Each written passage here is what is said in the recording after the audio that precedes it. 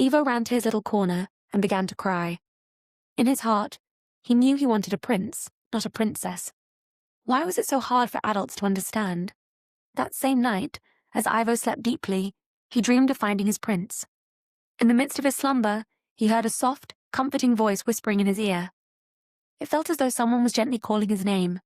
Slowly, he opened his eyes, unsure if he was still dreaming. As his vision adjusted, he saw a dusky blue neon light growing brighter. Then, out of nowhere, a little blue fairy appeared, handsome, well-dressed, and carrying the sweet scent of jasmine. Ivo's eyes widened with excitement. He was so thrilled that he almost screamed. Not a word to anyone, the blue fairy whispered as he flew closer to Ivo's face. "I am here to help you find your prince when you grow up. I know there are many boys like you who dream of finding their prince, but not many are as courageous as you to speak their truth. However, this journey will not be easy. It will require great courage, patience, and support."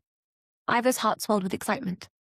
The thought that there were other boys like him filled him with joy. He was so thrilled that he nearly screamed again, but before he could, the little blue fairy cast a spell to stop him. "Forgive me for doing this," the fairy said gently. "I don't want anyone else to know about me just yet. First, you must believe with all your heart that you will find your prince. This journey will be long and difficult. No matter how many times you are let down, laughed at, or teased, you must never lose your innocence. Never give up." The fairy's expression turned serious as he continued.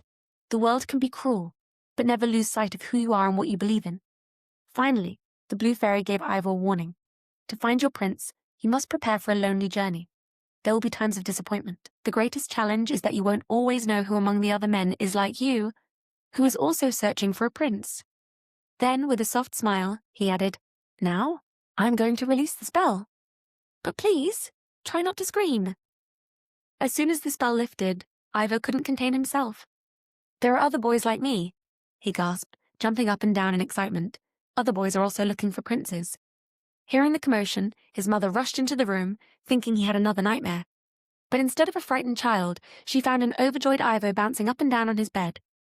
"What are you doing awake at this hour?" she asked, rubbing her eyes. Ivo ran to her, eager to tell her about the blue fairy. He pointed excitedly at his bed, trying to explain everything at once. But in his excitement, his words tumbled out too fast, making no sense at all. "Slow down, Ivo," his mother said, holding his shoulders.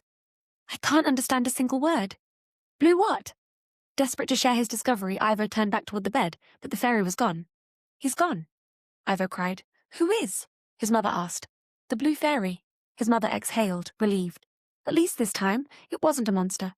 She shook her head with a tired smile. "First, you wanted to marry a prince. Now, you're seeing fairies? Well, at least it's not an eating monster this time." Ivo hugged his mother's legs and looked up at her with bright, hopeful eyes.